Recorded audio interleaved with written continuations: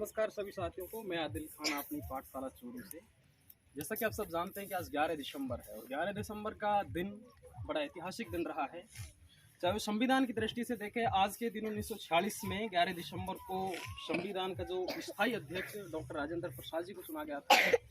और आज देखें अपन दर्शन की दुनिया में तो भारत के सबसे प्रमुख और अंतिम दार्शनिक आचार्य भगवान श्री ओशो रजनीश का जन्मदिन है। आज उनकी 82वीं बर्थ एनिवर्सरी है। तो उनके जीवन से कुछ महत्वपूर्ण, उसके जीवन का सार और उसके जीवन की कुछ महत्वपूर्ण घटनाओं से हम आपको अवगत कराना चाहेंगे। ओशो रजनीश का जन्म 11 दिसंबर 1931 को मध्य प्रदेश के रायसेन में हुआ।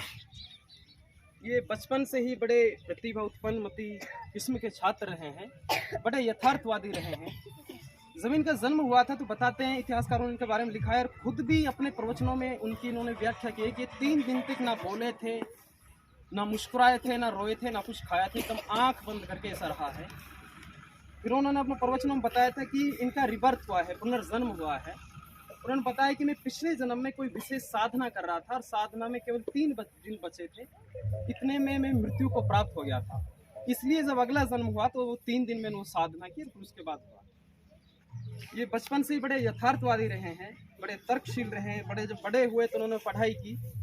इनकी पढ़ाई मुख्यतः मध्य प्रदेश के जबलपुर में हुई है। जबलपुर में इन्होंने दर्शन शास्त्र की पढ़ाई की है। एक बार इनके जीवन का बड़ा महत्वपूर्ण किस्सा है।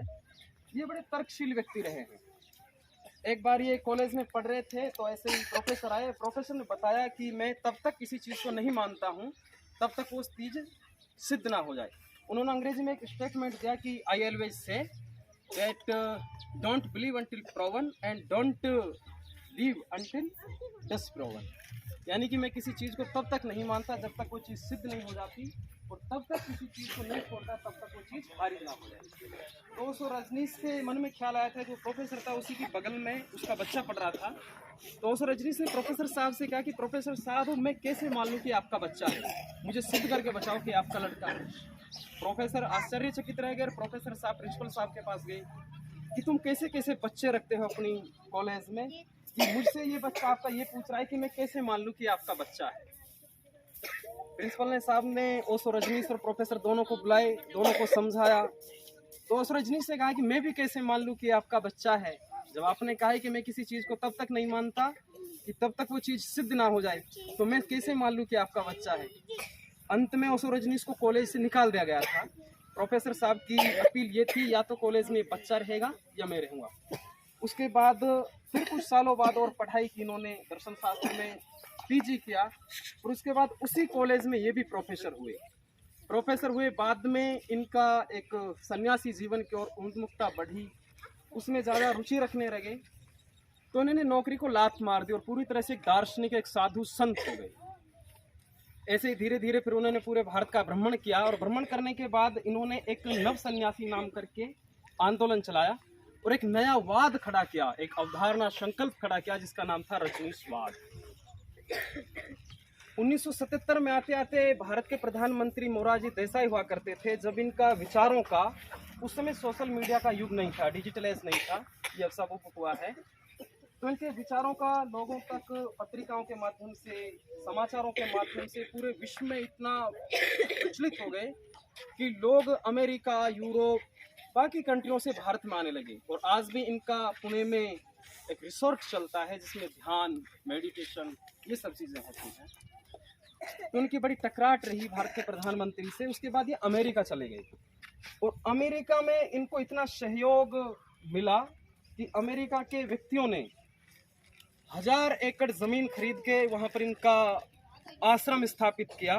फिर अंत में उसमें एक रिसोर्ट में कुछ ऐसा कांड हुआ कि जिसकी वजह से अमेरिकी सरकार ने इसको निष्कासित किया और इस पर जुर्माना लगाया, और जुर्माना लगाने के बाद इनकी नागरिकता को भी वहाँ से ख़त्म कर दिया। और उनके साथ साथ यूरोप के बाकी लगभग 21 देशों ने ओशो रजनीश को वीज़ा देने से इनकार कर दिया।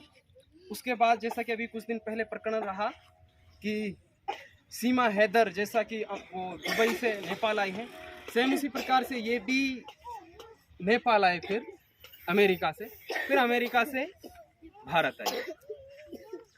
बताते हैं कि इनकी मृत्यु का प्रमुख कारण ये था कि जब ये अमेरिका जेल में थे, जब अमेरिका सरकार ने इसको जेल में गिरफ्तार कर लिया था, तो इनको धीमी जहर के इंजेक्शन दिया गया था, इसका नाम था थेलियम।